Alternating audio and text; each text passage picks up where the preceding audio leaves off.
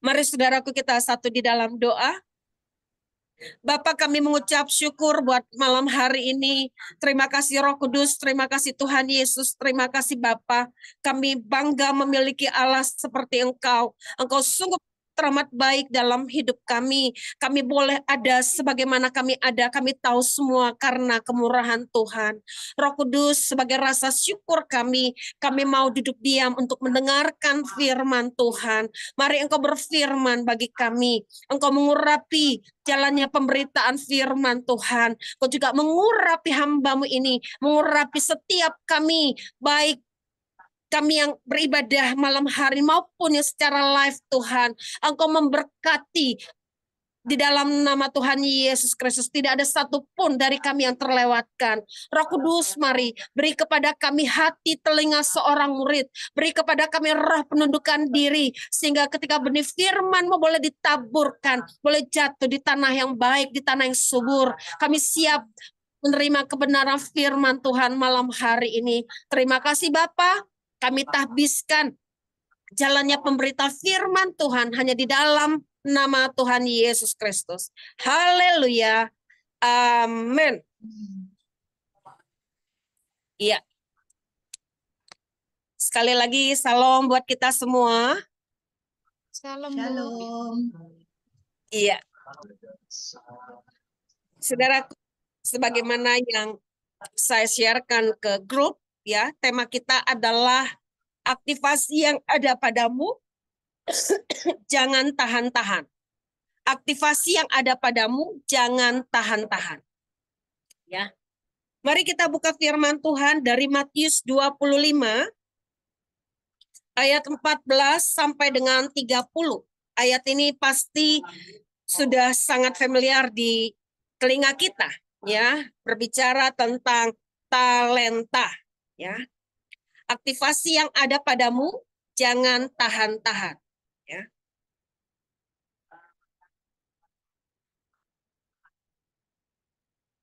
Iya, saya tidak bacakan semuanya, ya, karena ini cukup panjang, tapi hanya intisarinya saja, ya.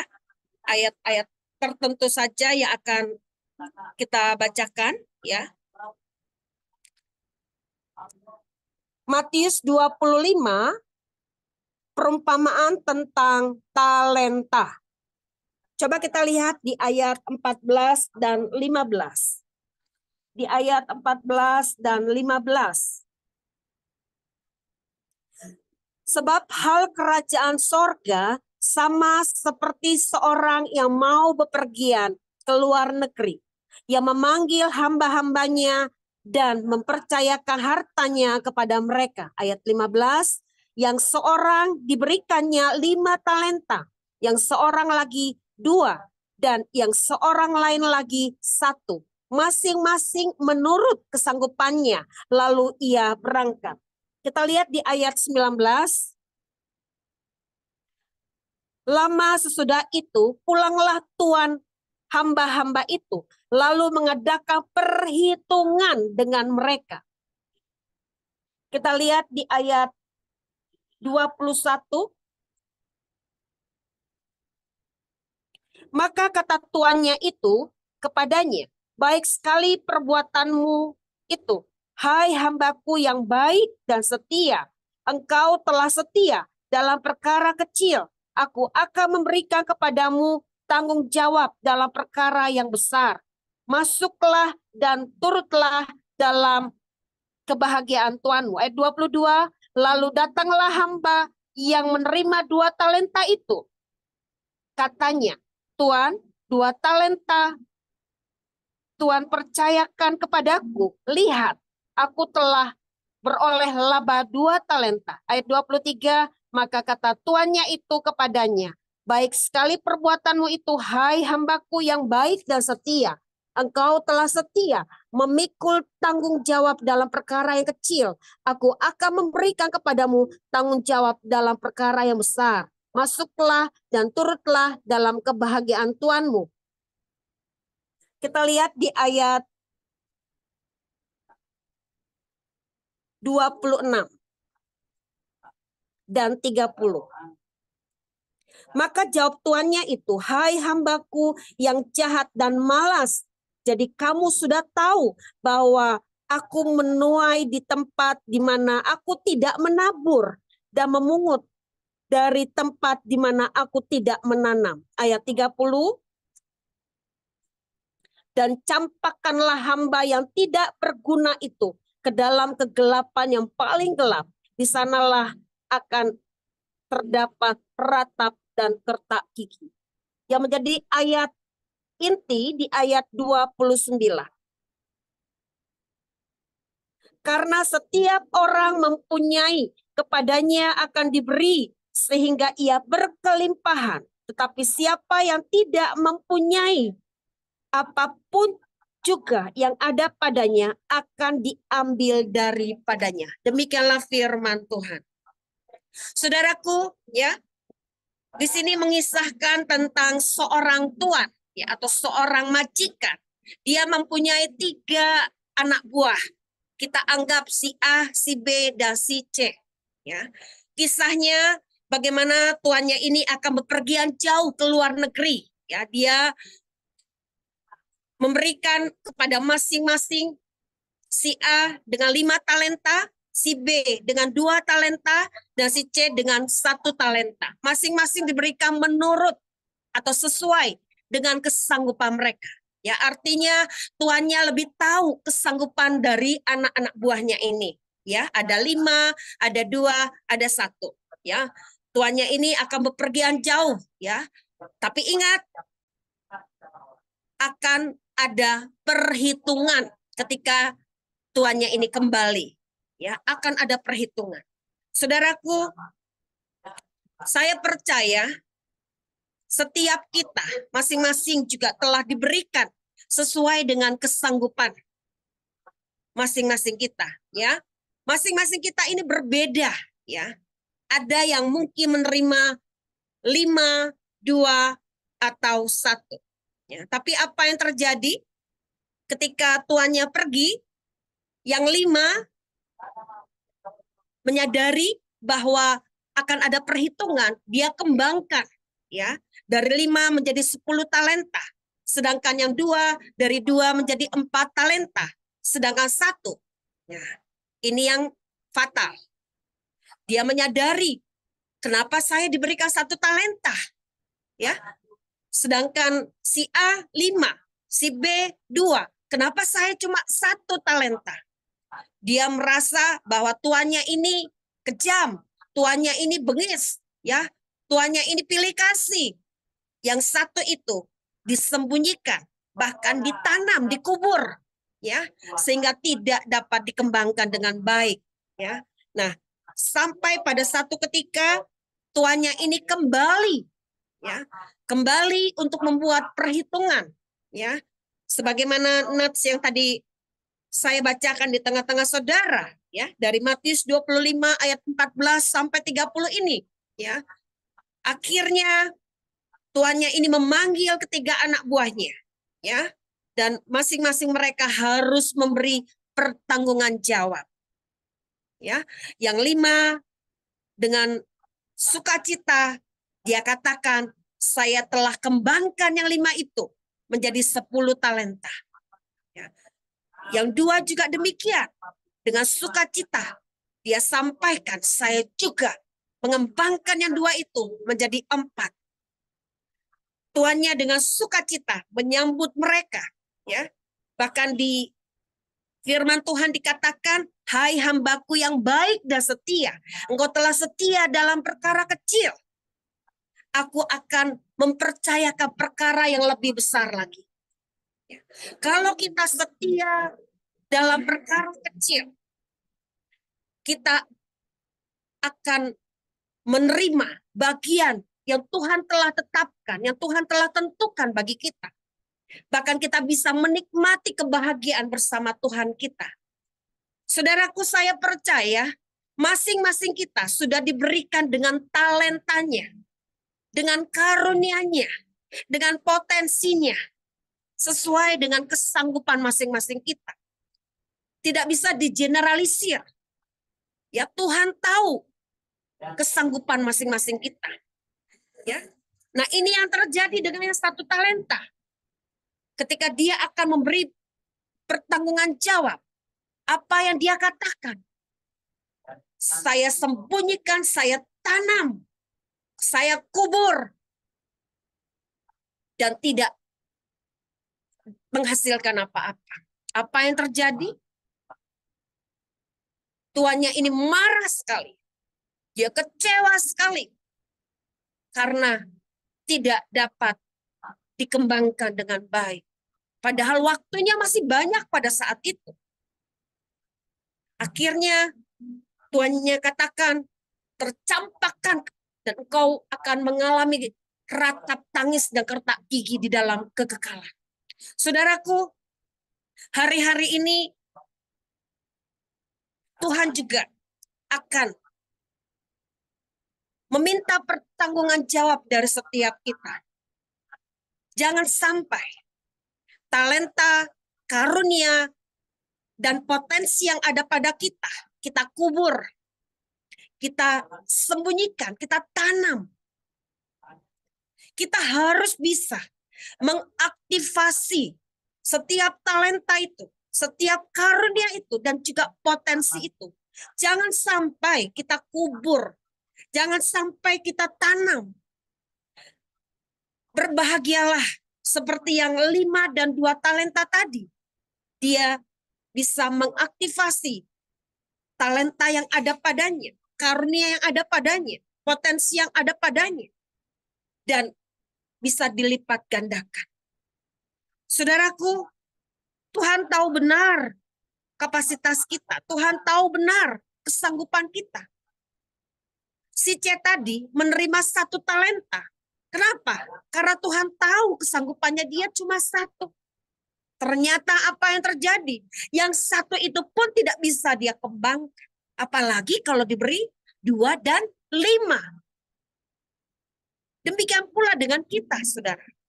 Kita nggak boleh sekali-kali mengecilkan talenta kita, karunia kita, dan potensi kita. Jangan sekali-kali menahan-nahan apa yang sudah Tuhan berikan kepada kita.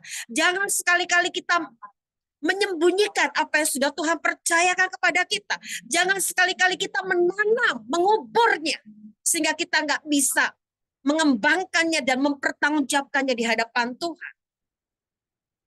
Saudaraku, pada waktunya nanti, Tuhan akan meminta pertanggungan jawab. Ini waktu masih sangat-sangat dia berikan kepada kita. Kesempatan ini masih terbuka lebar bagi kita. Jangan sekali-kali mengecilkan. Ingat, talenta, karunia, dan potensi yang ada pada kita, itu harus diasah. Harus dilatih. Juga harus konsisten. Gak ada yang namanya pisau langsung tajam begitu aja. Awal mulanya mungkin tumpul, tapi karena diasah, itu bisa menjadi tajam. Demikian pula dengan talenta, karunia, dan potensi yang ada pada kita. Harus diaktifasi, harus diasah, harus dilatih, harus konsisten. Karena sewaktu-waktu, kalau kita tidak bisa mengembangkannya dengan baik, Tuhan akan ambil itu. Tuhan akan ambil itu. Dan akhirnya minus 0. Ingat di ayat 29. Salah seorang bisa baca di ayat 29. Ini menjadi perhatian serius dari kita. Supaya tidak mengecilkan talenta, karunia, dan potensi yang ada pada kita. Silahkan salah seorang baca di ayat 29. Matius 25 ayat 29. Karena setiap orang yang mempunyai, kepadanya akan diberi, sehingga ia berkelimpahan. Tapi siapa yang tidak mempunyai, apapun juga yang ada padanya akan diambil daripadanya. Iya, ini firman Tuhan. Tuhan tidak pernah bermain-main dengan perkataannya. Tuhan tidak pernah asal ucap. Apa yang difirmankannya adalah ya dan amin. Kalau kita mengaktifasi talenta, karunia, dan potensi yang ada pada kita akan ditambah-tambahkan. Tetapi jika kita tidak mengaktifasi, semua itu akan diambil daripada kita. Dan akhirnya minus. Ngeri loh saudara. Bukan hanya minus, tapi kita tercampakkan ke dalam kematian kekal. Jangan sampai itu terjadi. Mumpung kesempatan ini masih terbuka lebar buat kita. Mumpung masih ada waktu Tuhan berikan kepada kita. Kita jangan cuma jadi penonton, tapi jadilah pemain. Kita jangan cuma ada di zona nyaman, tapi kita harus bergerak keluar. Kita harus bertindak. Kita harus melangkah. Ingat, Roh Kudus itu bagaikan dinamit. Ya, dia akan terus bergerak. Dunamos, dia akan terus bergerak. Kalau dia terus bergerak, apakah kita akan diam di tempat? Apakah kita akan diam saja? Ingat, kalau kita diam di tempat atau diam saja, kita akan jauh tertinggal. Karena Tuhan, karena Roh Kudus itu bekerja terus. Ya, akan terus bergerak kemana yang dia mau. Tapi kalau kita ada di zona nyaman, kalau kita hanya ada di tempat, kita akan jauh tertinggal. Dan akhirnya tidak nampak dari pandangan Tuhan. Ya, kita nggak bisa lagi melihat. Karena sudah jauh tertinggal. Ya. Mari saudara, kita harus sungguh-sungguh memperhatikan dengan serius perkara ini. Karena Tuhan mempercayakan masing-masing kepada kita talenta, karunia, dan potensi. Semuanya itu harus diaktifasi. Semuanya itu harus diaktifasi. Tidak bisa tidak. Harus diaktifasi. Kecuali kalau kita mau seperti si C tadi, yang satu talenta itu. Sepanjang kita masih punya rambu-rambu, sepanjang kita masih punya panca indera rohani, makanya harus diaktifasi. Apakah kita tidak punya kerinduan sampai ke situ? Untuk bisa mengembangkan yang 5 tadi, yang 2 tadi, ataupun yang 1 tadi. Mari kita berlomba-lomba, saudara. Karena waktunya sudah sangat-sangat singkat. Jangan kita terlena. Jangan kita tertidur pulas. Jangan kita diam di tempat. Jangan kita ada di zona nyaman. Kita harus sungguh-sungguh mengaktifasi setiap talenta, karunia, dan potensi yang ada pada kita. Ya. Ingat, kalau kita mengaktifasi, maka talenta itu, karunia itu, dan potensi itu akan ditambah-tambahkan. Tetapi sebaliknya, jika kita tidak mengaktifasi talenta, karunia, dan potensi yang ada pada kita, itu akan diambil daripada kita. Bahkan jadi minus. Tidak ada sama sekali. Jangan sampai itu terjadi. Pilihan ada pada kita. Apakah kita mau seperti yang 5 dan 2 tadi? Ataukah yang 1 tadi? Mari kita berjuang sungguh-sungguh karena waktunya sudah sangat-sangat singkat. Ya. Ingat, si A tadi 5 talenta menjadi 10 talenta. Si B 2 talenta menjadi 4 talenta. Sedangkan si C kebalikannya. 1 talenta, tapi karena disembunyikan, ditanam, 0 hasilnya. Masing-masing diberikan sesuai dengan kesanggupannya. Coba kita lihat di ayat 15. Mungkin salah seorang bisa baca. Di ayat 15. Ya, biar kita memperhatikan ya bagaimana dengan talenta kita, karunia kita, dan juga potensi kita. Kita perhatikan ini di ayat 15. Silakan. Ayat 15, Matius 25 ayat 15 firman Tuhan. Yang seorang diberikannya 5 talenta, yang seorang lagi 2, dan yang seorang lain lagi 1. Masing-masing menurut kesanggupannya, lalu ia berangkat. Iya, tanamkan ini di dalam diri kita. Kita tidak akan meremehkan atau mengecilkan kita punya talenta, karunia, dan potensi. Karena di sini sangat jelas Tuhan berfirman di tengah-tengah kita. Tuhan memberikan sesuai atau menurut kesanggupan kita. Jadi kita nggak perlu cemburu. Kita nggak perlu iri dengan yang punya lebih atau dengan yang punya satu. Tinggal kita buat perhitungan. Ya. Yuk kita lihat di ayat 19. Ya, biar ini diperhatikan dengan serius ya. Coba di ayat 19. Silakan.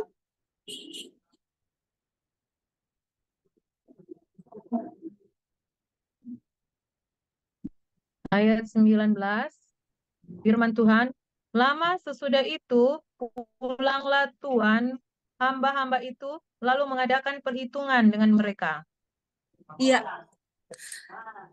Ingat saudara, pada waktunya nanti, ya, jika waktu itu tiba, Tuhan akan meminta perhitungan dari setiap kita. Saudaraku, hari-hari ini begitu kuat, ya. Saya diingatkan mengenai untuk kita mengaktifasi kita punya talenta, karunia, dan potensi. Hari-hari ini ada banyak kelesuan, ada banyak keletihan yang terjadi di setiap anak-anak Tuhan, di setiap hamba-hamba Tuhan, bahkan gereja-gereja Tuhan.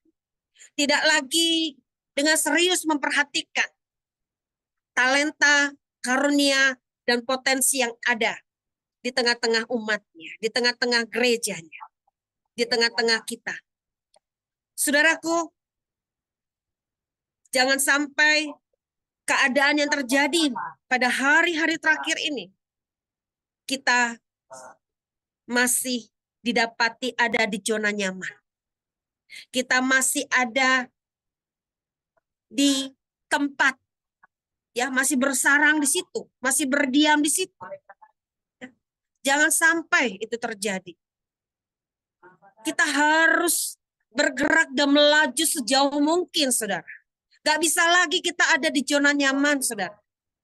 Sudah nggak waktunya lagi kita diam di tempat. Kita harus sebanyak mungkin, ya, kita bergerak menjangkau sebanyak mungkin jiwa. Makanya talenta ini, karunia ini, dan potensi ini bisa diaktifasi kalau kita punya relasi yang benar dengan Tuhan. Kekristenan itu berbicara tentang relasi, ya, baik secara vertikal maupun secara horizontal. Kalau kita nggak punya relasi yang baik, yang benar dengan Tuhan, bagaimana kita bisa mengaktifasi?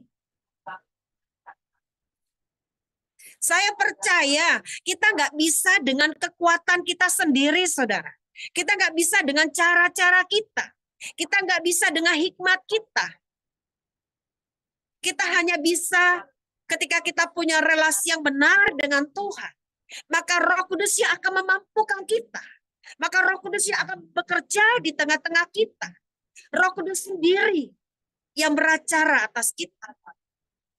Makanya pentingnya kita punya relasi yang benar setiap hari dengan Tuhan, baik secara vertikal maupun secara horizontal. Secara vertikal artinya kita dengan Tuhan, ya, itu harus menjadi bagian terpenting dalam hidup kita. Kita bangun mesbah yang benar dengan Tuhan. Melalui apa? Ketika kita duduk diam, ya, mendengarkan firman Tuhan. Ketika kita masuk dalam hadiratnya, kita berdoa, kita bermazmur. Itu harus dibangun, saudara. Gak bisa kita abaikan perkara yang satu ini. Demikian pula relasi secara horizontal.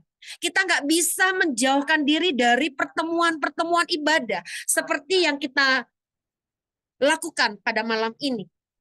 Atau ketika kita berada dalam satu persekutuan dengan orang-orang kudusnya. Atau ketika kita berada dalam gereja.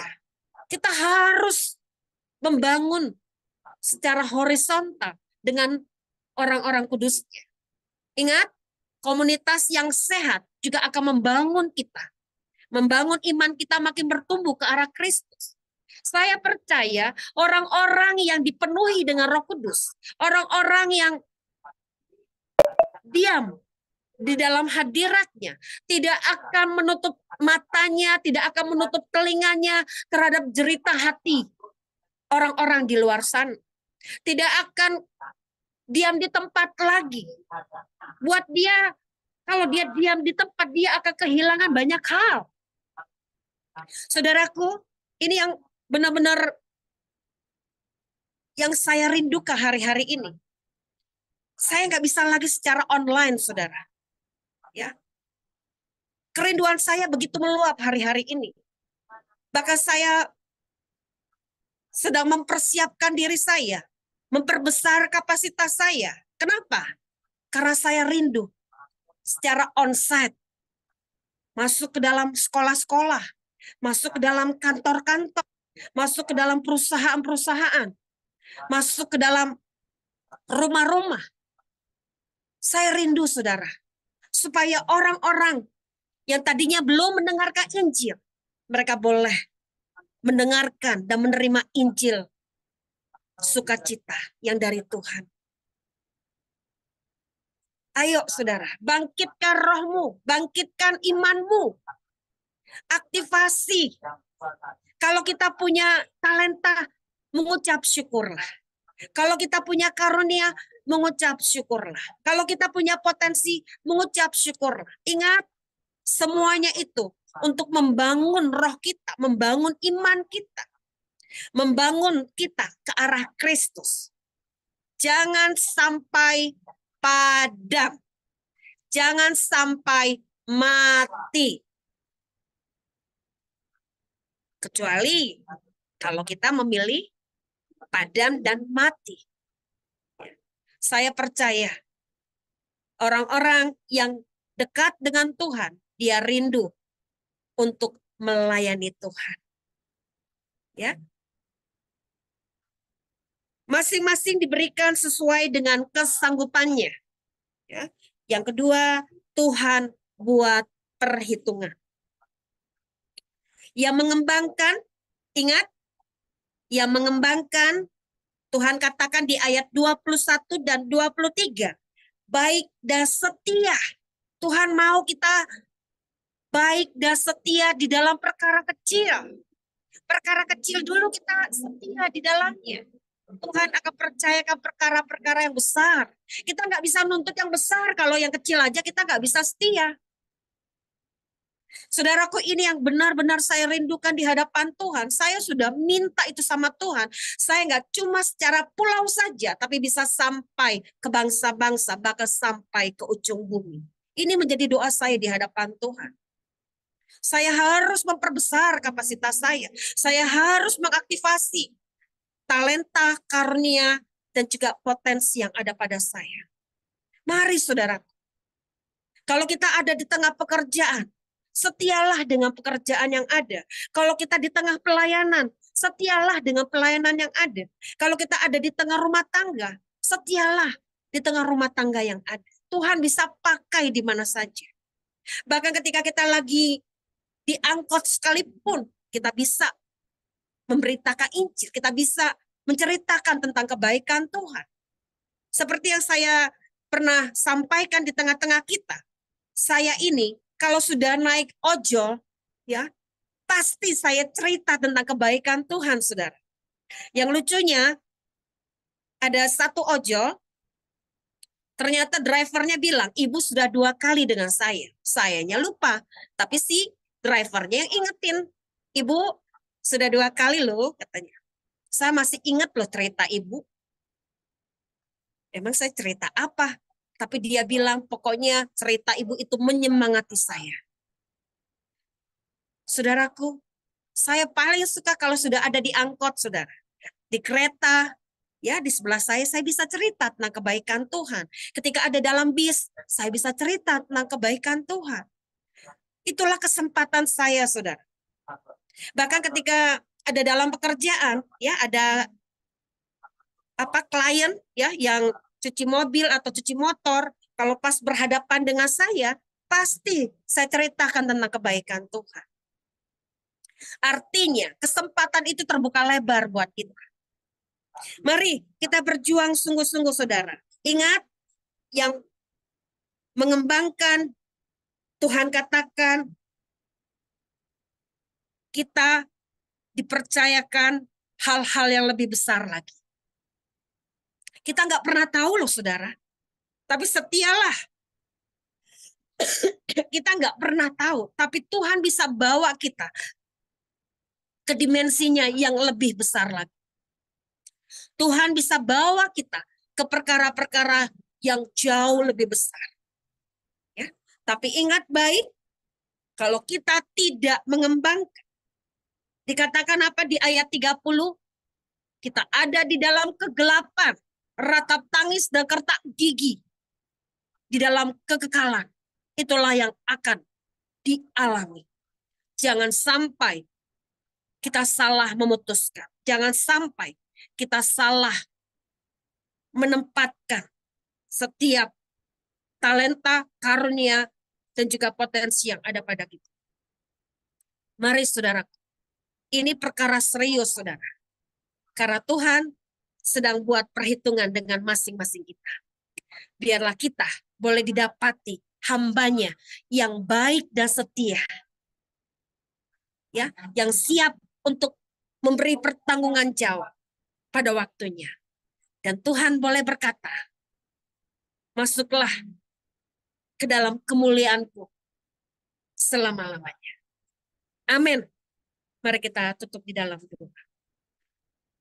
Bapa, kami mengucap syukur buat malam hari ini.